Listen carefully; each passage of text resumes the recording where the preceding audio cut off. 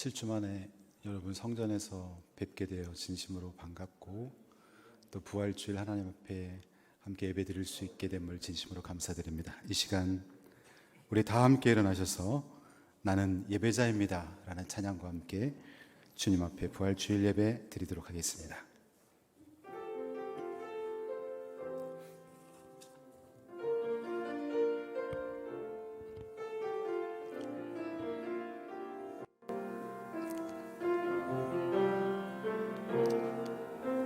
나는 하나님을 예배하는 예배자입니다.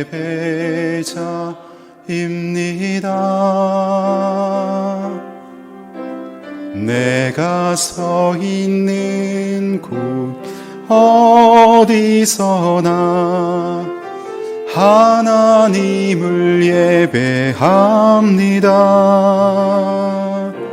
내 영혼 거룩한 은혜를 향하여 내 마음 완전한 하나님 향하여 이곳에서 바로 이 시간 하나님을 예배합니다.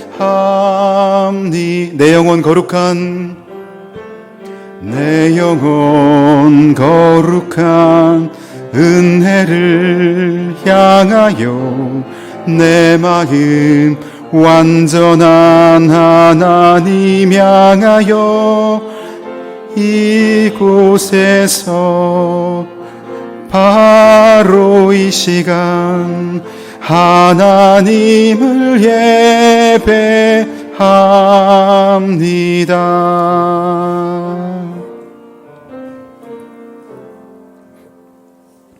교독문 133번 부활절 교독문 교독합니다.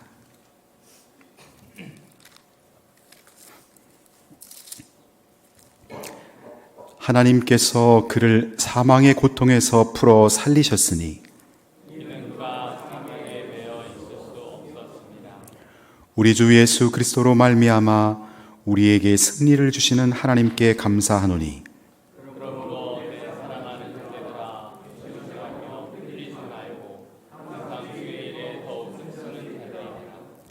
이 말을 할 때에 예수께서 친히 그들 가운데에 서서 이르시되 너희에게 평강이 있을지어다 하시니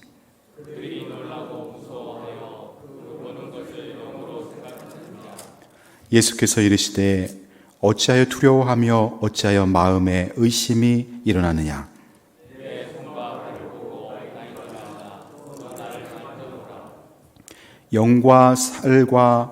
영은 살과 뼈가 없으되 너희 보는 바와 같이 나는 있느니라.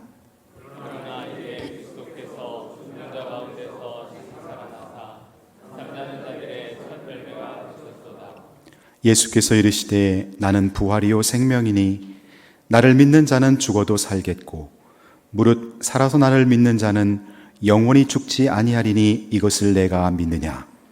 이르되 주여 그러하외다. 주는 그리스도시요 세상에 오시는 하나님의 아들이신 줄 내가 믿나이다. 아멘. 기도드립니다.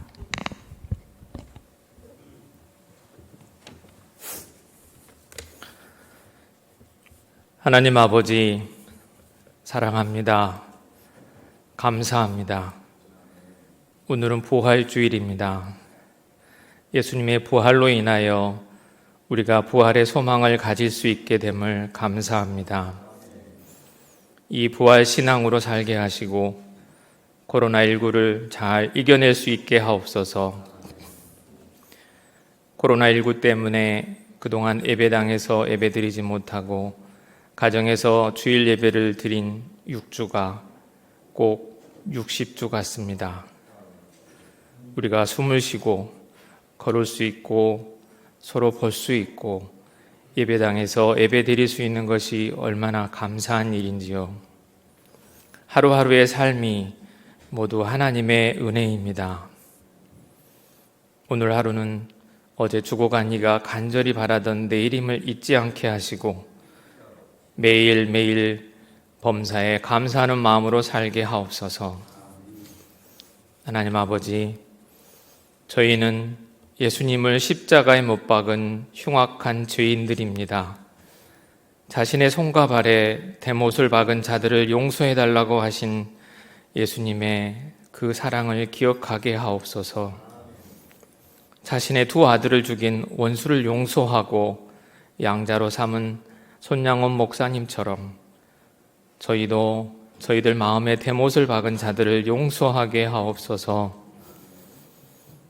주님이 주신 능력과 지혜를 나를 위해 사용하기보다는 이웃을 위해 사용하게 하시고 사람들에게 인정받기 위한 삶보다는 이웃을 섬기는 삶을 살게 하옵소서. 하나님 아버지, 저희가 죄인이기에 지옥 형벌을 받는 것은 마땅하지만 하나님의 은혜로 예수 믿고 구원받게 해주심을 감사합니다.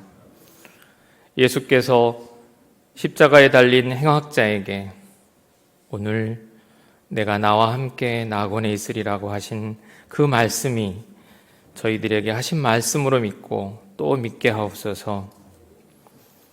하나님 아버지, 저희를 하나님의 자녀로 삼아주심을 감사합니다. 예수 죽음이 나의 죽음이 되게 하시고 예수 부활이 나의 부활이 되게 하옵소서.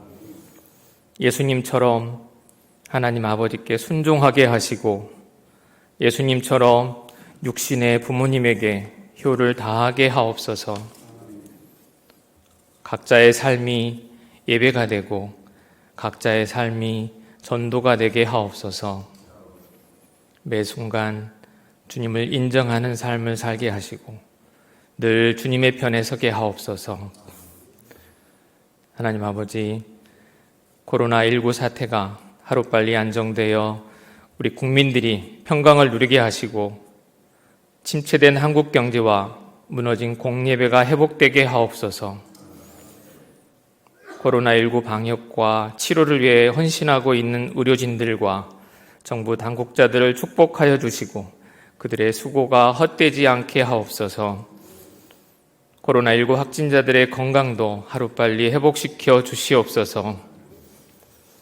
유럽과 미국 등 코로나 확산 국가에도 은혜를 베풀어 주시고 각국의 지도자들이 지혜롭게 코로나19를 잘 대처할 수 있도록 도와주시옵소서. 남북한이 평화롭게 교류하게 하시고 남북한이 하나 되게 하시고 고통받고 있는 우리 북한 동포들을 지켜주시옵소서. 하나님 아버지, 4.15 총선을 통하여 하나님께서 원하시는 참 일꾼들이 세워지게 하시고 오직 나라와 국민을 위하는 국회의원들이 선출되게 하옵소서. 우리 대한민국이 세계 열방을 향한 선교의 통로, 축복의 통로가 되게 하시고 선교지에서 헌신하고 있는 선교사님들과 그 가족들을 돌봐주시고 그들을 통해 하나님의 나라와 사랑이 확장되게 하옵소서. 신천지 이만희 교주와 그 핵심 세력들을 심판하사 거짓의 영에 사로잡힌 신천지 신도들을 구원하여 주시옵소서. 오늘 예배가 성령 충만, 은혜 충만, 감사 충만한 예배가 되게 하옵소서. 우리 박정수 담임 목사님을 축복하여 주시고 영육을 강건케 하시고 하나님의 자랑스러운 목회자로 세워주시옵소서. 오늘 이 시간도 하나님의 말씀을 온전히 전하게 하시고 저희들이 선포되는 말씀으로 인해 하나님의 뜻을 알게 하시고 주님의 사람으로 살게 하옵소서. 여러 가지 사정으로 오늘 또 가정에서 예배드리는 성도들에게도 같은 은혜를 주시옵소서. 병환 중에 있는 성도들을 주님의 치료의 손길로 완벽하게 치료하여 주시고 연로하신 성도님들의 건강을 지켜주시옵소서. 우리 자녀들에게 만남의 축복을 주시고 다비다 자매 회원들과 가정에 하나님의 은혜가 차고 넘치게 하옵소서. 항상 감사하는 마음 주시옵소서. 오늘 예배의 시종을 주님께 맡기오며 예수님의 이름으로 간절히 기도드립니다. 아멘.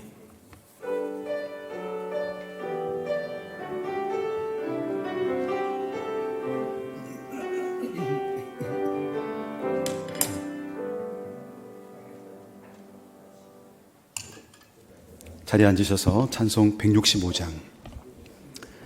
165장 찬양하며 주님 앞에 예물 드립니다.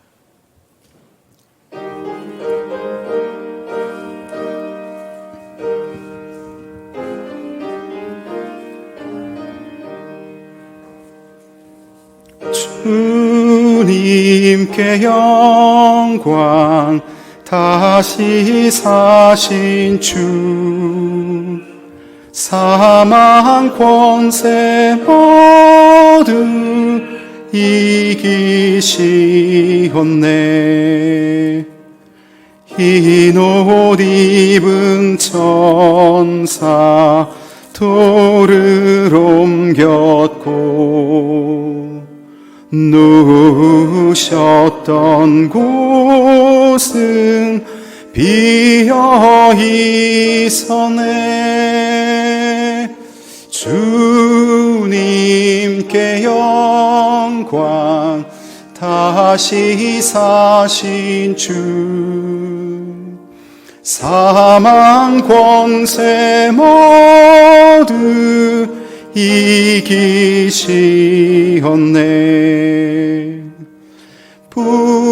부활의 주님 나타나시사 두려움과 의심 물리치셨네. 주의 교회 기뻐 찬송하여라. 다시 사신 주님 죽음 이겼네. 주님께 영광, 다시 사신 주, 사망 권세 모두 이기시었네. 생명의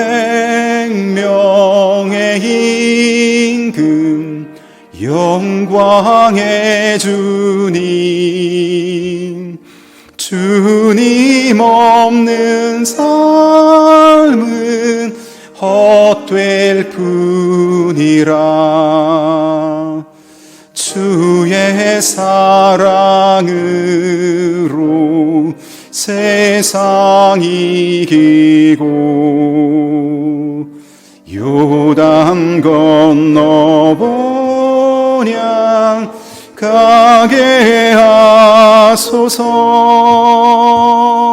주님께 영광, 다시 사신 주, 사망 권세 모두 이기시었네.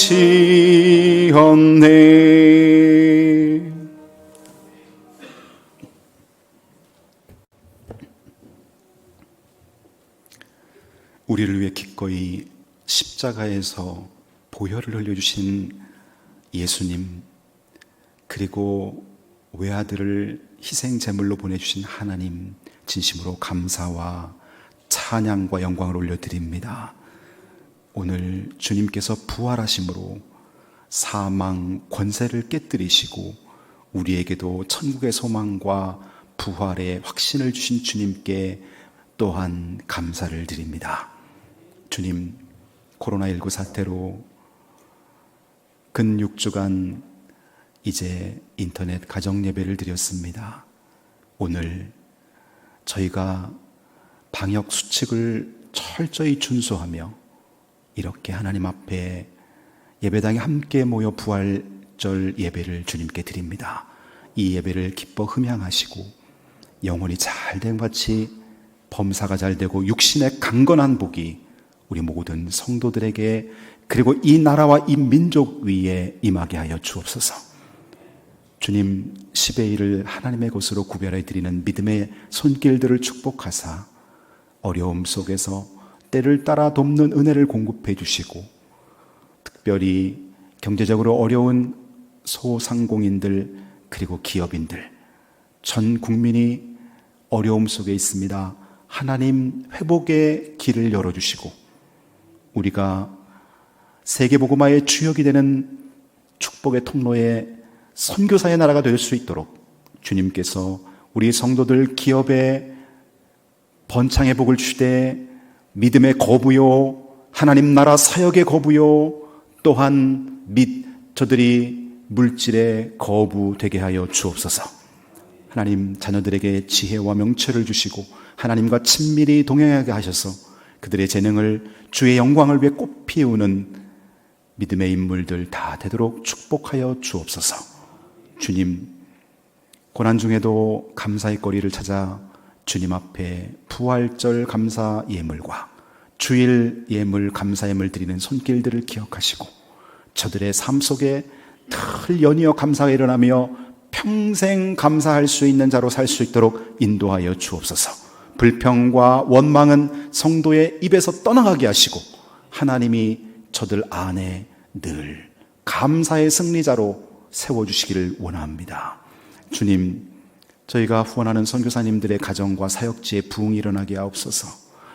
또한 온 세계 각국에서 코로나19 사태로 예배를 그들이 모여드리지 못하는 형편에 있습니다. 주님께서 위로해 주시고 하루속히 바이러스가 종식되고 평화와 안정이 온 세상에 임하게 하시되 하나님 없이도 살 수 있다는 교만한 생각과 또 인간의 그러한 힘들이 주님 앞에 철저히 내려앉고 주님을 의지할 수 있는 복음의 부흥이 일어나게 하여 주옵소서. 우리 교회 성가대와 찬양단, 또 교회 학교와 각 남여전도회 또 권사회 모든 목장 기관들을 지키사 건강하고 성령 충만하게 보호하여 주옵소서. 하나님, 선거를 통해서 하나님의 일꾼들을 뽑으시고 이 나라가 정치적으로도 장성한 수준에 도달할 수 있도록 정치인들에게 하나님의 은혜가 있게 하여 주옵소서. 주님, 병든 자들을 치료하시고 능력의 손으로 건져 주시옵소서. 학교의 개강과 또 모든 일정들이 하루속히 정상 회복되게 도와주시고 우리 교회의 예배를 통해 축제의 예배를 하나님께 다시 드릴 수 있도록 은혜 베풀어 주옵소서. 귀한 예물 손길 축복하심을 믿사옵고 예수 그리스도 이름으로 기도드리옵나이다. 아멘.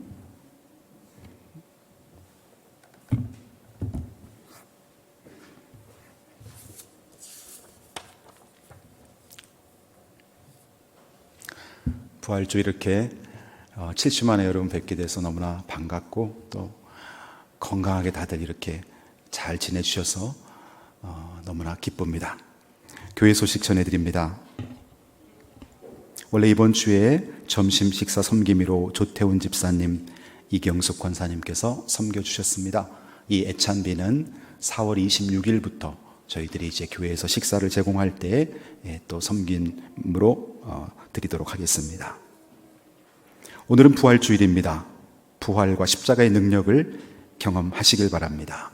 특별히 기저질환, 만성 질병이 있으신 분들, 당뇨병이나 또 천식, 신부전증, 고혈압 이런 질병이 있으신 분들은 코로나 바이러스가 다 종식될 때까지 가정에서 당분간 예배 드리시길 바랍니다. 제가 매주일 일부 예배를 녹화해서 그런 분들을 위해서 카톡이나 문자로 영상을 올려드리도록 하겠습니다. 우리 교회 유치부, 아동부, 중고청 예배는 4월 26일부터 재개합니다. 오늘부터 교회에서 예배 드릴 때 방역 수칙을 엄수해 주시고 오늘 보니까 다들 마스크 쓰시고 또 열 체크하시고 아주 잘 지켜지는 것 같습니다. 점심 식사는 사회적 거리 두기가 끝나는 19일 다음 주일까지는 우리가 교회에서 점심 식사를 제공하고 싶어도 제공할 수가 없어요. 4월 26일부터 점심 식사를 제공합니다. 주중 예배와 기관 사역 참조하시기 바랍니다. 새벽 기도회는 4월 20일부터 진행합니다. 또 찬양단과 성가대는 5월 첫째 주일부터 서는 것으로 합니다. 수요 어머니 기도회와 목요복음 집회도 5월부터 진행합니다. 여러분 주보에 부활 감사 헌금과 코로나19 헌금 봉투를 넣어드렸는데요. 저희 교회, 저희 강남 지방회에 65개의 성결 교회가 있어요. 전국적으로 어려운 교회들이 많겠지만 그 교회들 중에 절반 이상이 다 미자립 교회입니다. 월세, 전세로 또 교회 예배를 드리고 있는데 그런 교회들이 이번에 코로나 이 사태로 더 어려워졌어요. 그래서 저희가 함께 헌금해서 이들의 월세를 뭐 한 몇 개월 정도라도 지원해야 되겠다. 총회 본부에서 한 1개월 지원하고 또 우리 지방에서 한 1, 2개월 지원해야 되겠다. 이런 결정을 내렸습니다. 그래서 여러분들께서도 모든 교회의 주인은 예수님이잖아요. 큰 교회 또 대형 교회만 잘 되는 것은 주님의 뜻이 아닙니다. 이런 교회들을 우리가 함께 도와야 됩니다. 그래서 여러분 작은 10,000원도 좋고 20,000원도 좋고 정성입니다. 우리가 모두 동참해서 다음 주일까지 이 헌금한 것을 모아서 여기 보냅니다. 특별히 가정에서 예배 드리시는 분들은 거기 계좌로 보내주실 때 여러분 이름 쓰고 괄호에 코로나 구제금 이렇게 해서 송금하시면 코로나 구제금으로 전달하도록 하겠습니다. 이상입니다.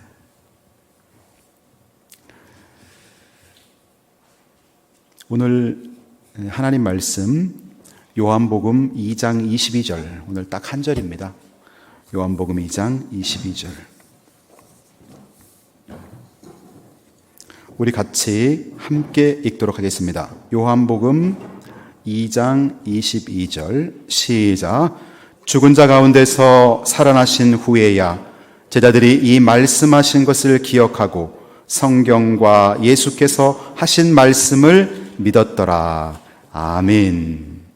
저희가 이제 4월 달까지는 이제 성가대가 앞에서 서지 않습니다. 대신 거리를 좀 두면서 또 독창이나 중창으로 하나님께 영광 드리려고 합니다. 오늘은 홀리보이스와 또 할렐루야 또 성가 대원 중에 일부 함께해서 살아계신 주라는 제목으로 하나님께 찬양 올려드립니다.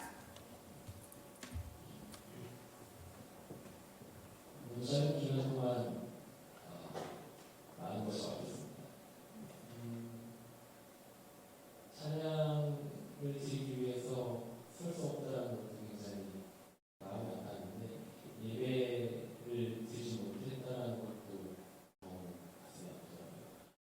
부활주일입니다. 여러분들 우리가 같이 부활주일 하나님을 찬양하는 마음으로 이 찬양을 같이 올려드리기 원합니다. 마음으로 함께 찬양해 주십시오.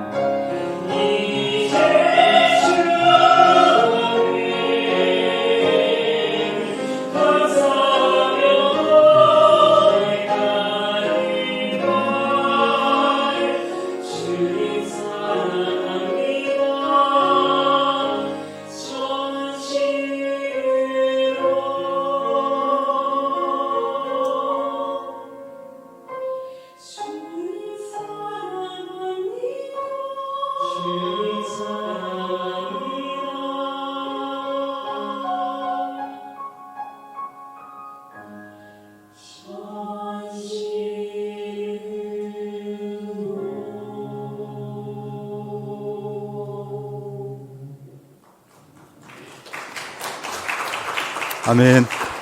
하나님께 영광의 박수 올려드립니다.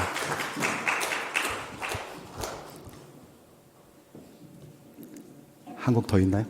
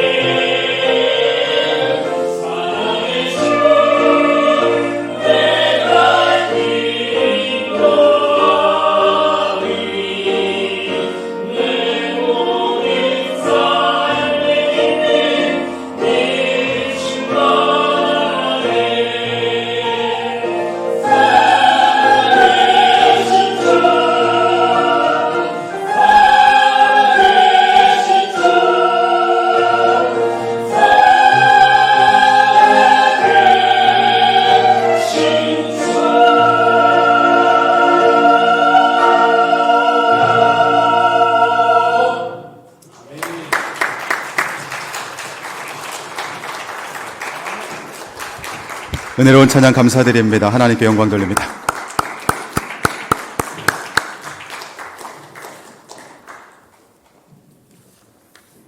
고난주간과 부활주일에 꼭 맞는 은혜로운 두 곡의 찬양이었습니다. 감사드립니다.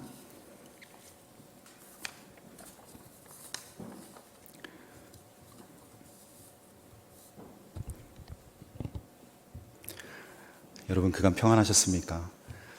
우리가 이제 6주간 예배를 못 드렸으니까 사실은 이번 주 한 주 만나는 것이 이제 7주 만에 여러분 뵙는 거예요. 저도 사실 신앙생활 이렇게 해보면서 교회에서 공예배를 우리가 못 드려본 경험이 없잖아요.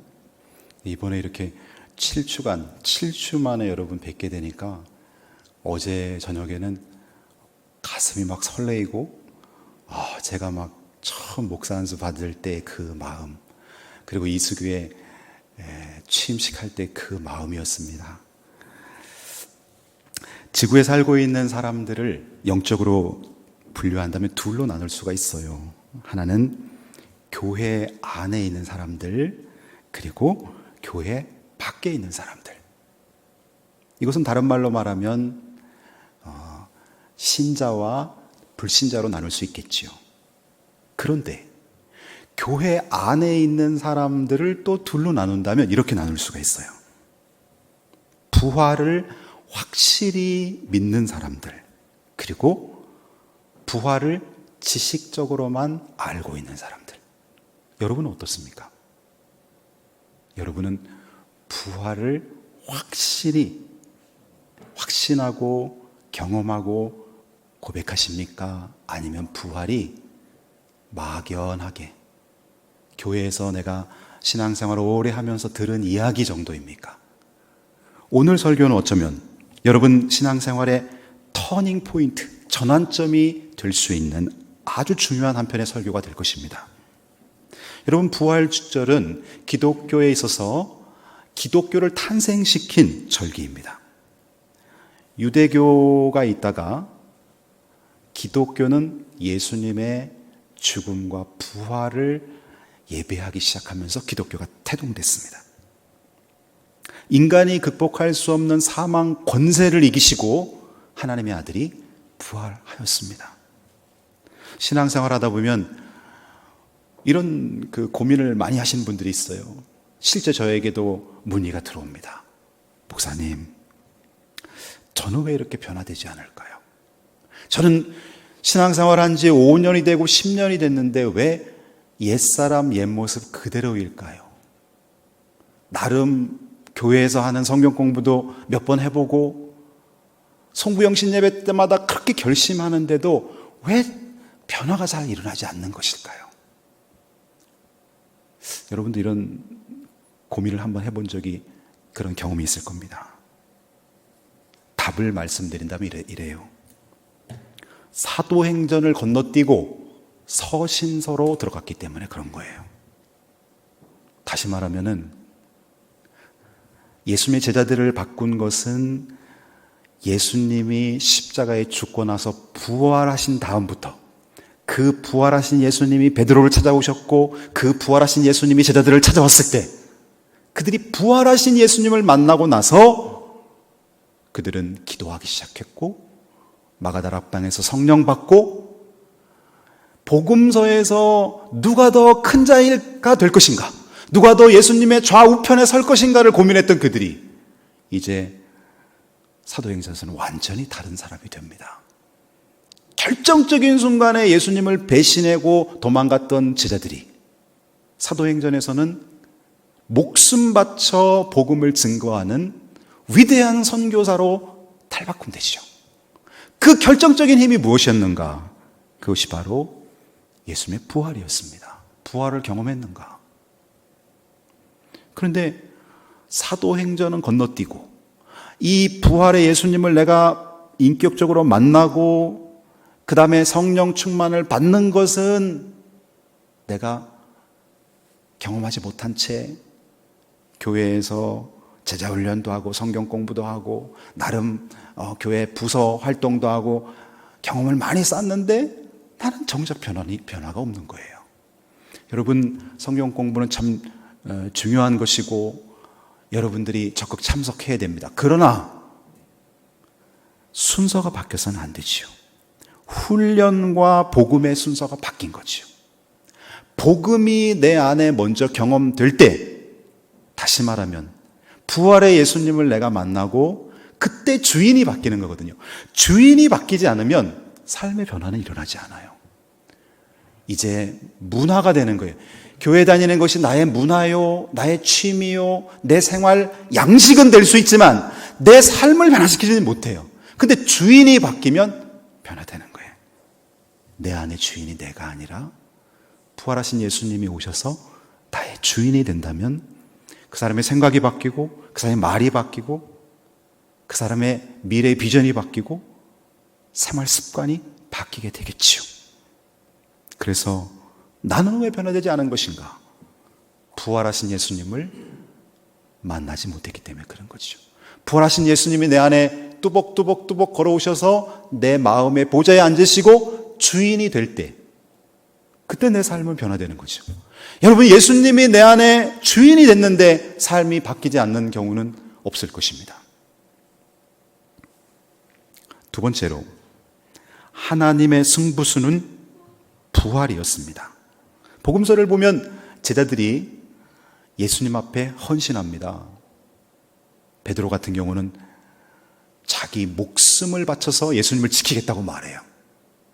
그리고 그들은 배와 그물과 부친을 버려두고 예수님을 쫓았습니다. 그런데 결정적인 순간에 예수님이 십자가형을 받기로 결정되고 대제사장에게 신문받을 때 수제자인 베드로는 예수님을 모른다고 3번이나 부인합니다. 저주까지 하면서 나는 그를 모른다. 다른 제자들도 다 그 위기 순간에 예수님을 지키지 못하고 다 도망갔습니다. 신앙 고백과 결심이 어느 한순간에 와르르 무너지는 거죠. 우리도 그럴 수 있어요.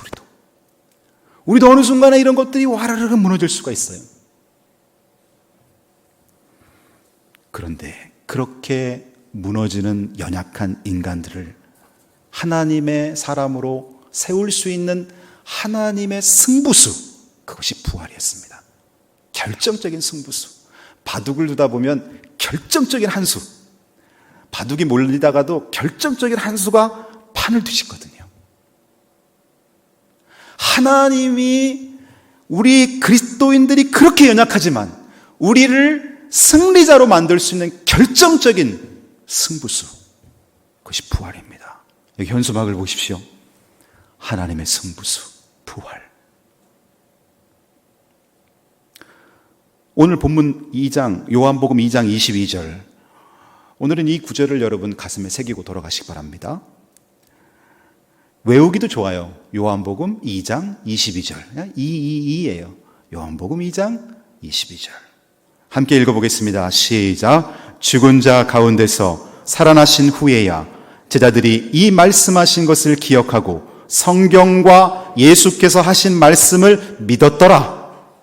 아멘. 예수님이 부활하고 나자 이제 그게 믿어지는 거예요. 예수님이 십자가를 지기 전에 그렇게 이야기했어요. 내가 너희를 위해 죽으러 갔다. 내가 너희 죄를 짊어지고 십자가에서 순환을 받을 것이다. 근데 그때는 안 들리는 거예요. 왜 안 들렸을까요? 그들은 예수님이 다윗 왕보다 더 위대한 왕으로 정치적인 힘을 발휘하는 정치적인 왕이 될 때, 나는 외무부 장관이 되고 나는 국방부 장관이 되고 나는 내무부 장관, 예수님 옆에서 뭔가 권력을 행사하려는 생각 때문에 그런 말씀이 전혀 들어오질 않는 거예요. 근데 예수님이 십자가에 죽고 부활하신 다음에 새록새록 이 말씀이, 이게 이런 말씀이었구나. 주님이 이걸 위해서 오셨구나. 그는 정치적인 왕이 아니라 인류를 구원한 영적 메시아구나. 이런 걸 알게 되는 거예요. 부활하신 예수님을 만나고 날 때. 그리고 저 십자가에서 죽은 예수님은 인간의 몸으로 왔지만 하나님의 아들이었구나. 그가 흘린 피는 인간의 피가 아닌 하나님의 피였구나. 그래서 시간과 장소를 뛰어넘어서 2000년 전에 죽으셨던 그 예수님의 피가 오늘 나의 죄를 사할 수 있는 능력이 되는구나. 그걸 알게 된 거죠. 신기한 거죠. 여러분, 부활하신 예수님을 인격적으로 만나게 되면 성령께서 예수 믿지 않고 내가 주인 되어 생활했던 삶의 죄를 회개하게 만드십니다. 그걸 책망하시는 거예요. 그래서 회개가 일어납니다. 부활하신 주님을 진짜 만날 때 회개가 일어나는 거예요. 회개가 정말 회개가 터지면요, 주변 사람 의식하지 않고 꺽꺽 울게 됩니다. 흉악한 죄. 오늘 우리 장로님 기도하신 것처럼 내가 흉악한 죄인이라는 게 별로 동의가 안 됐어, 어느 날. 그런데 그게 동의가 됩니다, 그게. 왜? 하나님의 아들이 죽을 만큼 그렇게 내 죄가 큰 건가? 이게 오버랩이 되면서 이해가 되기 시작하는 거예요. 제가 어제 부활주의를 맞이해서 우리 성도님들한테 좀 좋은 예화를 하나 소개시켜드리고 싶어서 유튜브에 가서 이것저것 사이트에 가서 극동방송하고 이제 CBS 이런 데 들어가서 남들 간증한 걸 제가 이제 주로 듣는데, 홍애경 집사님, 이제 사진을 한번 보세요. 이분이 홍애경 집사님인데 수원 온누리교회 집사님이에요. 근데 이분이 누구냐면은, 여러분 왜 우리 오래된 프로그램 전원일기 아시죠? 그 전원일기를 집필했던 드라마 작가이고 MBC 베스트 극장 드라마 작가입니다. 그래서 돈도 많이 벌었어요. 그리고 딸이 둘인데 그 두 딸을 데리고 오래전에 미국에 가서 생활을 하다가 이제 한국으로 건너온 지 몇 년 됐습니다. 딸 둘인데 큰 딸을 암으로 먼저 하늘나라에 보냅니다. 이분의 간증을 잠깐 소개하면 이렇습니다. 자기 큰딸이 26살에 암 진단을 받고 27에 하늘나라 갑니다. 자기는 그때까지만 해도 그냥 썬데이 크리스찬으로 형식적으로 교회 다니는 그런 사람이었다는 거예요. 근데 자기 딸 제니퍼라는 그 큰딸은 어릴 때부터 신앙이 너무 좋은 거예요. 그런데 그 딸한테 암이 걸렸다 그러니까 이 홍혜경 이 집사님은 너네 하나님은 너 고쳐주실 거야. 네가 그렇게 사랑하는 하나님이 너를 보호 안 하면 누가 보호하냐, 이런 생각으로 아무 걱정도 안 했대요. 그런데 정작 의사가 당신 딸 앞으로 몇 개월 못 삽니다 라고 미국에서 사형 선고를 한 거예요. 그러고 나서 미국에서 남가주 사랑의 교회를 다녔는데 그 남가주 사랑의 교회 목사님이 찾아왔대요. 그리고 딸한테 그러더래요. 제니퍼한테, 제니퍼, 너 하나님 앞에 서원해. 네 병 고쳐주시면 선교사가 되거나 목회자가 되거나 하나님 앞에 하나님 일을 한다고 서원해봐. 근데 아무 말도 안 하고 하루 종일 그러다 결국 목사님이 포기하고 그냥 가셨대요. 근데 딸이 그러더래요. 엄마, 나 하나님하고 딜하고 싶지 않아. 거래하고 싶지 않다는 거예요. 나 하나님하고 거래하고 싶지 않아. 하나님이 나를 일찍 부르실 거를 계획했다면 나 그냥 하나님께 갈래. 딸이 그렇게 얘기하더래요. 하나님이 나를 살려주실 것을 계획했다면 내가 살아서 간증자가 되고, 하나님이 내 생명을 취하실 것을 계획하셨다면 나 하나님께 갈래. 딸이 그러더라는 거예요. 그리고 이제 의사가 그러더래요. 시간이 조금 더 지나서 당신 제니퍼가 2, 3일밖에 살지 못합니다.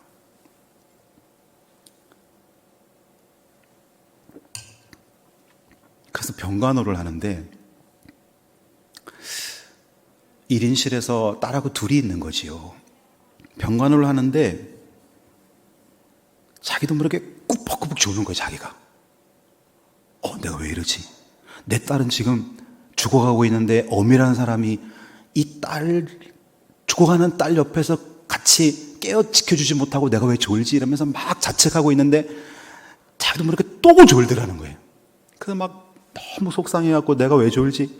또 졸고. 그런데 갑자기 이런 음성이 들리더래요.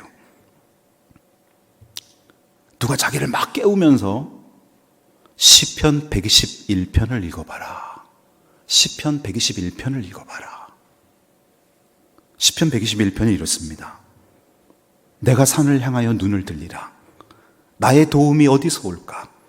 나의 도움은 천지를 지으신 여호와에게서로다. 여호와께서 너를 실족하지 아니하게 하시며 너를 지키시는 이가 졸지 아니하시리로다. 이스라엘을 지키시는 이는 졸지도 아니하시고 주무시지도 아니하시리로다. 자기가 이 성경을 읽는데 소름이 끼쳐서 그 병실에 아무도, 딸하고 자기밖에 아무도 없는 상황에서 누가 이야기를 해서 읽었더니 여호와는 너를 지키시는 자고 졸지도 주무시도 아니하신다는 말을 하는 거예요. 그때 자기가 생각했대요.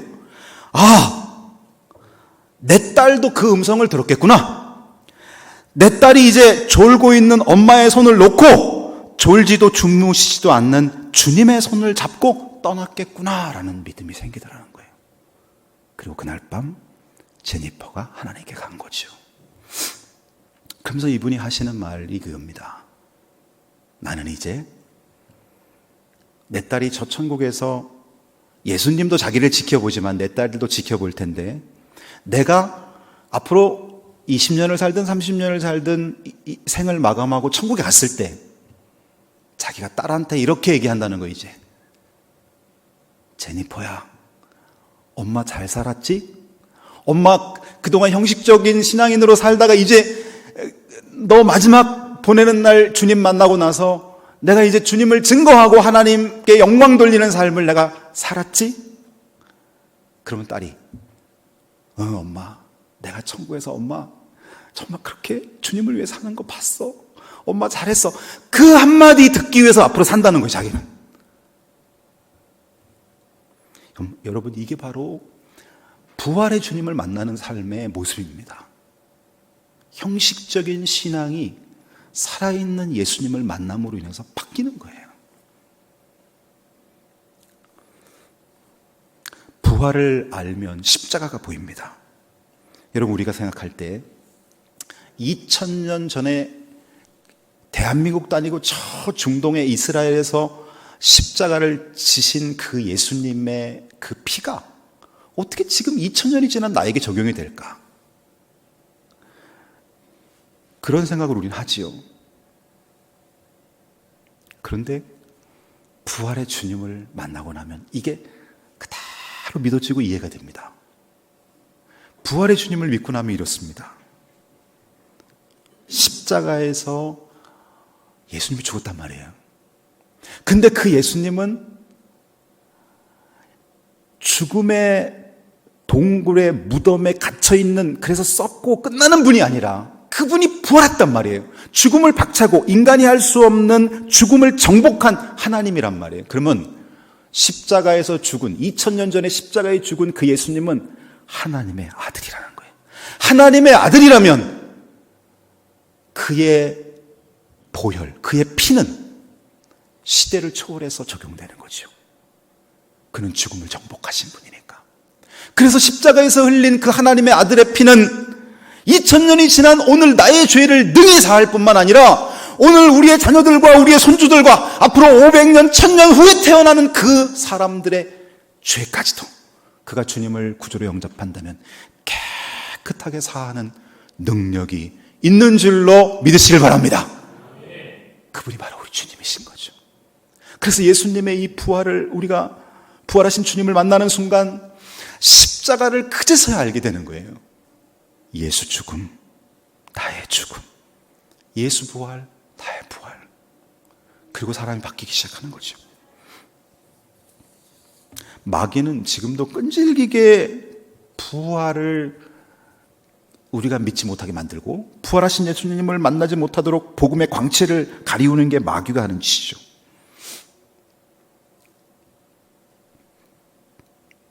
어제 또 그 신천지에서 나온 어떤 자매, 신천지에서 나온 어떤 자매의 간증을 제가 들으면서 그 자매가 그런 얘기해요. 직장생활이 너무나 힘들고 진로가 너무 힘들었는데 신천지에서, 물론 거짓말로 접근했죠. 신천지에서 아주 좋은 상담자를 만나게 해준다 해서 처음에는 상담을 해주고 위로를 해주고 자기가 정말 필요한 걸 다 채워주고, 그래서 신천지가 정말 자기의 미래의 출구인 줄 알고, 나중에 이만희가 성령이라 그래도 그게 별로 중요하지 않게 내가 힘들고 어려울 때 나를 위로해 주는 게 신천지라서 거길 붙들었다는 거예요. 근데 자기들 거기에서 나오게 해줄 수 있었던 것은 부모님의 끈질긴 사랑. 자녀가 한번 집에 왔는데 아버지 어머니가 그 사실을 알고 보내질 않는 거예요. 심지어 아버지가 밤에 도망갈까봐 딸 방에서 딸과 함께 거하면서 아버지 발목과 딸의 발목 사이에 끈을 묶어놓고 화장실 같아도 같이 가고, 그러면서 신천지에서 나온 목사님을 만나게 해주고 끝까지 기다려주면서 그가 자기가 의지했던 이만희가 거짓 선지자이며 구원자가 아니라는 걸 깨닫고 예수님을 구주로 영접합니다. 그리고 그가 창을 했는데 이 창을 가지고 얼마나 가슴을 후벼 파는 복음송을 부르는지 몰라요. 주인이 바뀐 거지요. 이렇게 표현하는 거예요. 신앙생활은, 그 자매가 신앙생활은 이게 아니고 이거라는 거예요. 이거.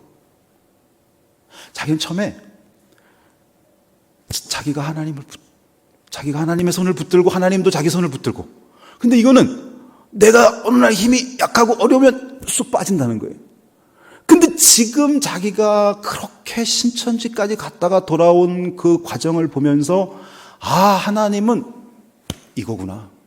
내가 하나님의 손을 놔도 하나님이 나를 붙들고 있구나라는 걸 알게 됐다는 거예요.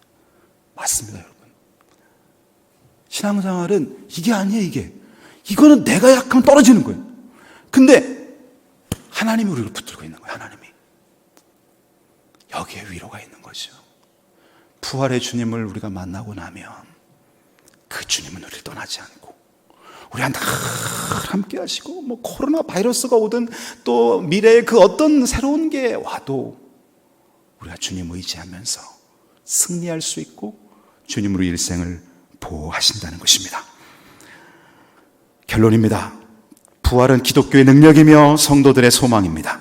제자들은 실패했지만 예수님의 부활은 제자들을 위대한 선교사로 바꿔놓았습니다. 부활을 믿을 때 십자가의 능력을 깨닫게 됩니다. 그 피가 하나님의 아들의 피라면 오늘 나에게도 영원히 적용되는 거지요. 부활을 믿을 때 예수 죽음이 나의 죽음이 되고 예수 부활이 나의 부활이 되지요. 부활을 믿을 때 내 안의 주인이 내가 아니라 예수님이 주인 되는 일이 일어나는 것입니다. 사랑하는 성도 여러분, 힘을 내십시오. 우리가 믿는 그 예수님이 하나님의 아들이고 그분이 부활하셨습니다. 그리고 그분이 여러분의 주인입니다. 부활하신 예수님이 여러분과 동행하시니 힘들고 어렵고 우울하고 낙심될 때도 다시 일어나서 주님과 함께 주님의 영광을 위해 사시는 여러분들 되시기를, 하나님의 승부수 부활, 그것이 하나님이 우리에게 주신 선물임을 깨닫고 여러분 믿음으로 승리하시는 여러분 되시기를 주님의 이름으로 축복합니다. 기도드립니다. 하나님 아버지,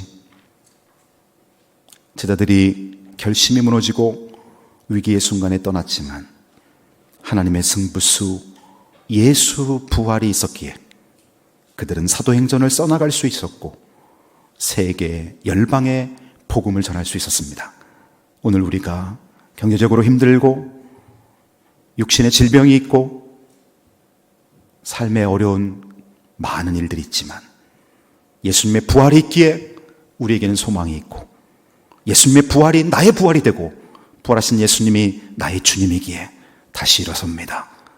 코로나19로 지친 우리 성도들을 위로해 주시고 경제적으로 힘들어하는 소상공인들과 기업 직장인들을 주님 위로해 주시며 주님 안에서 세임 얻고 소생할 수 있도록 은혜 베풀어 주옵소서. 부활을 믿지 못하는 자들이 오늘 말씀을 듣고 부활을 경험하게 도와주시옵소서. 예수님의 이름으로 기도드리옵나이다. 아멘.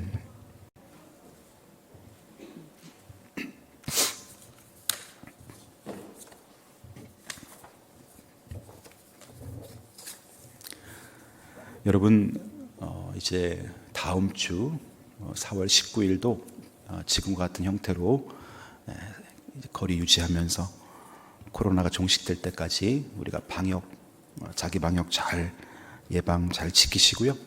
또 한 주간 믿음으로 승리하시길 바랍니다.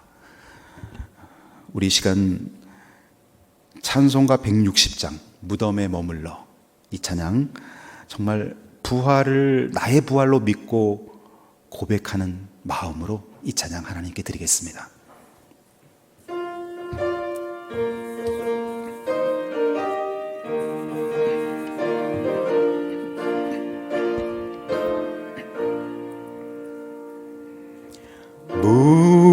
무덤에 머물러 예수 내 구주, 새벽 기다렸네 예수 내 주. 원수를 다 이기고 무덤에서 살아나셨네. 어두움을 이기시고 나와서 성도와 함께 길이 다스리시네. 사셨네 예수 다시 사셨네. 헛되이 지키네 예수 내 구주. 헛되이 봉하네 예수 내 주. 원수를 다 이기고 무덤에서 살아나셨네. 어두움을 이기시고 나와서 성도와 함께 길이 다스리시네. 사셨네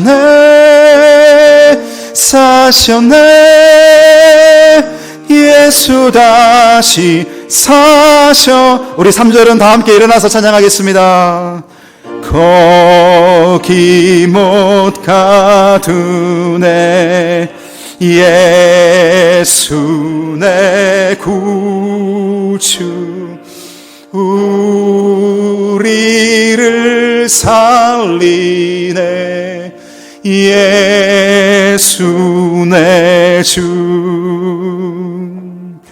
원수를 다 이기고 무덤에서 살아나셨네. 어두움을 이기시고 나와서 성도와 함께 길이 다스리시네. 사셨네 예수 다시 사셨네. 아멘.